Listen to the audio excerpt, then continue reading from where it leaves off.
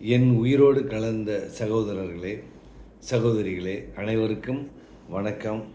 வாழ்க வளமுடன்.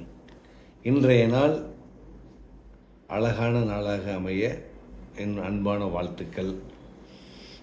இன்றைக்கி ஒரு சின்ன நிகழ்ச்சி. தென்கட்சி சுவாமிநாதன் அவர் நல்ல பேச்சாளர். அவர் பேசும்போது அவர் சொன்ன ஒரு நிகழ்வு எனக்கு ஞாபகம் இருக்குது. என்னென்னு பார்த்தீங்கன்னா, பேங்க்கில் ஒரு இன்டர்வியூ நடந்துதான். இன்டர்வியூவில் கேள்விகள் கேட்குற இடத்துல இன்டர்வியூவில் போய் அட்டன் பண்ணியிருக்காரு. அவர் ஒரு விளையாட்டான விஷயங்கள் தான், எளிமையாக புரியறதுக்காக சொல்கிறேன். அவங்க கேள்வி கேட்பாங்க, 7x3 எவ்வளவு அப்படின்னு சொல்லி. அவர் உடனே 22 அப்படின்னு சொல்லுவார்.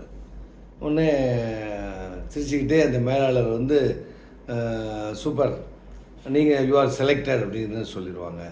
அப்போ இவருக்கு வெளியே பார்த்தா சந்தோஷம். அதே சமயத்தில் அவர் சொல்லி முடிக்கும்போதே அவர் மறுபடியும் மனசுக்குள்ளே கணக்கு போட்டு பார்த்தா 22ங்கிறது தப்பு, 21 தானே, நான் 22ன்னு தப்பாக சொல்லிட்டேனேன்னு இவர் மனசுக்குள்ளே ஃபீல் பண்ணிக்கிட்டு இருக்காரு. ஆனால் அதே சமயத்தில் அவர் சூப்பர்னு சொல்லி பாராட்டுறாரு. நமக்கு அப்பாயின்மெண்ட் ஆர்டரே போட்டார். ஒன்றும் புரியல இவருக்கே. கேட்குறாரு, என்ன சார், நான் தப்பான ஆன்சர் பண்ணிட்டேன், ஆனால் நீங்கள் என்ன சூப்பர்னு சொல்லிட்டீங்களே அப்படின்னு. இல்லைப்பா, தப்பு தான். ஆனால் மற்றவங்கெல்லாம் கேட்கும்போது 25ன்னாங்க, 27ன்னாங்க, 15ன்னாங்க. நீ தான் இருக்கிறதுலையே ரொம்ப அருகாமையில் சொல்லியிருக்க, அதனால தான் உன்னை சக்ஸஸ் சூப்பர்னு சொன்னேன் அப்படின்னு சொன்னாராம். இது ஒரு சின்ன கதை தான். இதில் அவர் என்ன சொல்லுவார் அப்படின்னா, நம்மளும் பார்க்க வேண்டிய விஷயங்கள் என்னென்னா, நிறைய பேர் பர்ஃபெக்டாக இருக்கணும்னு நினப்பாங்க. தன்னுடைய வேலைகளை ரொம்ப பர்ஃபெக்டாக செய்வாங்க.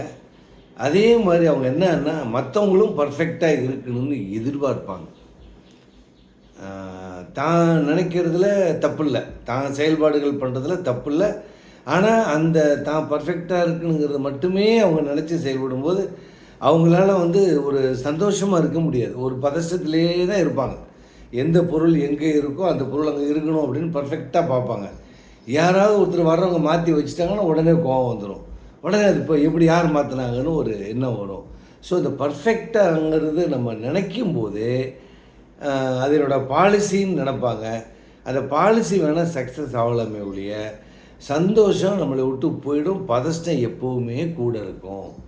அது இன்னும் ஒரு சிலர் இருக்காங்க இல்லையா, தான் பர்ஃபெக்டாக இருக்கிறத மட்டும் கிடையாது, மற்றவங்களும் பர்ஃபெக்டாக இருக்கணும், சுற்றி இருக்கவங்கெல்லாம் பர்ஃபெக்டாக இருக்கணும் அப்படின்னு எதிர்பார்ப்பாங்க. அந்த எதிர்பார்க்கும்போது அது ஏமாற்றம் நிச்சயமாக கிடைக்கும். அதனால் சகோதர சகோதரிகளே, கண்ணுங்களா, நம்மளே காலையில் நம்ம ஒரு பாலிசியை எடுப்போம். அன்றைக்கி சாயந்தரத்துக்குள்ளே அந்த பாலிசியை நம்மளே மாற்றிடுவோம். அதை நடைமுறைப்படுத்த மாட்டோம். நம்ம நினைக்கிறதையே நம்ம நடைமுறைப்படுத்த முடியலையே, மற்றவங்க நம்ம நினைக்கிற மாதிரி இருக்கணும், அவங்க பர்ஃபெக்டாக இருக்கணும் அப்படின்னு நினச்சா இது நடக்குமா? அப்போ இன்னமும் கோபம்தான் வரும், வருத்தம் தான் வரும். நம்மளை சுற்றி இருக்கக்கூடிய உறவுகள் நமக்கு பாதிப்பை உருவாக்கும். அதனால் சகோதரர்களே, சகோதரிகளே, நாம் செய்யும்போது செயல்கள் அதுக்காக நம்ம பர்ஃபெக்டாக ரிசல்ட் 100% வரணும் அப்படின்னு நினைக்கக்கூடாதா அப்படின்னு இல்லை, நினைக்கணும்.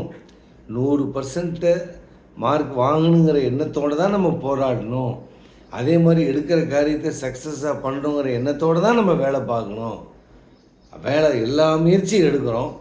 ஆனால் முடிஞ்ச ஒரு பாடு ரிசல்ட்டில் ஒரு சில டீவியேஷன்ஸ் வருது, கம்மியாக இருக்குது, சில சமயங்களில் கூட பண்ணியிருப்போம். அப்படின்னாலும் சரின்னு ஏற்றுக்கணும். அதை விட்டுட்டு பர்ஃபெக்டாக இல்லை, அது தப்பு அப்படின்னா 99 மார்க் வாங்கினாலும் அது ஃபெயிலியர் அப்படிங்கிற மாதிரி பார்வையில் பார்க்கறது தான் இந்த பர்ஃபெக்டானவங்களுடைய நிலைமை. அவங்களுக்கு எப்போவுமே சந்தோஷம் கிடைக்காது, பதஷ்டம்தான் வாழ்க்கையில் வாழ முடியும். அதனால் சகோதரர்களே, சகோதரிகளே, எல்லாரும் நம்ம இந்த உலகத்தில் மகிழ்ச்சியாக வாழ்கிறது தான் முக்கியம். பதஷ்டம் இல்லாமல் வாழ்கிறது தான் ரொம்ப ரொம்ப முக்கியம். அதனால் பர்ஃபெக்ட் அப்படிங்கிற 100க்கு 100 பர்ஃபெக்ட் அப்படிங்கிற ஒரு தாட்டை மனசிலிருந்து எடுத்துட்டால் தான் உங்கள் வாழ்க்கையில் அமைதி வரும் என்று கூறி விடைபெறுகிறேன். வணக்கம். வாழ்க வளமுடன்.